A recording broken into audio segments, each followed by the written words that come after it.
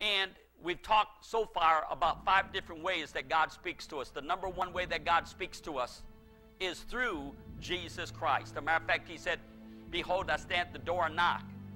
And if any man hear my voice and open the door.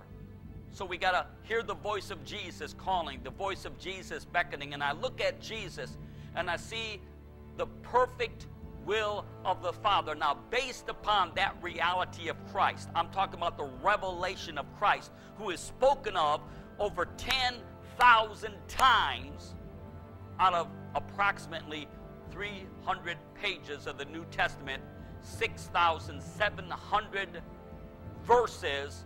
Jesus is spoken about over 10,000 times. So he is the foundation I build my life on. He is the one I love. He is the one I adore. He's the one I follow. He's the one I serve.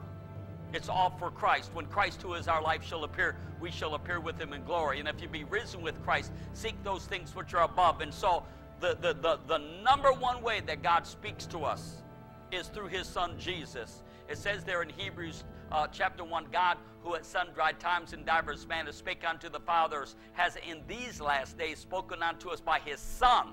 He's spoken to us by his Son. So as I look at Christ and I listen to Christ and I follow Christ, that's the filter. Everything else has got to be filtered. And then the second way that God speaks to us, of course, is by his word. By his word, but in light of his Son. Because if you don't know Christ, because there's many today that preach out of this book, but they don't know Christ. And so what they preach is twisted and distorted and perverted. You've got to know it through Christ. As a matter of fact, Paul said that I might know him, the power of his resurrection, and the fellowship of his sufferings. The third way that God speaks to every human being is through his conscience. He lighteth every man that cometh into the world. Every human being that is conceived in a mother's womb has a conscience. And so God speaks to us through our conscience, and we dare not harden our hearts. We dare not. And see, that's what the devil wants to do. I don't want to talk about the devil tonight, but he comes to steal, kill, and destroy. And how does he do that? He gets us to harden our hearts. Our conscience convicts us, and we ignore it. Our conscience speaks to us, and we ignore it. Matter of fact, in the book of Job, it says God speaks once, yea, twice, yea, 3 times, and yet man does not hearken. And so the third way that God speaks to us is through our conscience. And the teachings are all available for you. The fourth way is through a still, quiet voice.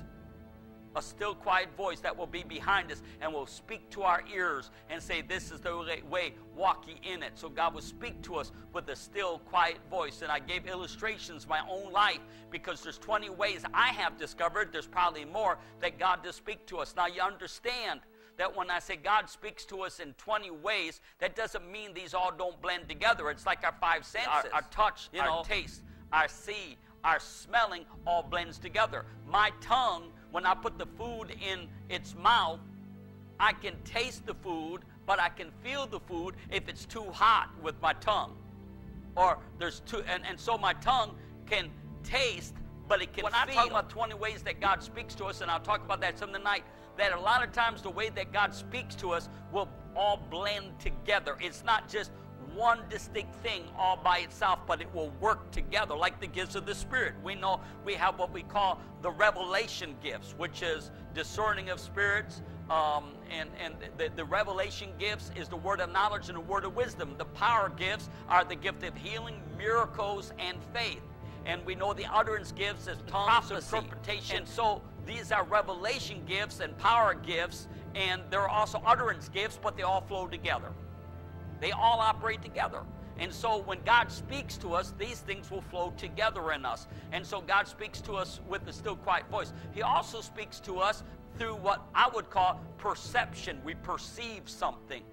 We perceive in the Greek or even in the Hebrew when it says, and Jesus perceived their wicked hearts. That means we're not talking about suspicion. We're not talking about you leaning to the understanding of your mind. We're not talking about you guessing. It's like a helium balloon. It just floats up out of your heart and you just perceive something. There's times when people have come through the door of this facility or I've been out in the streets and I just perceived certain things about them. Now, all of the gifts of the Spirit are really operating out of the reality that you're hearing from God.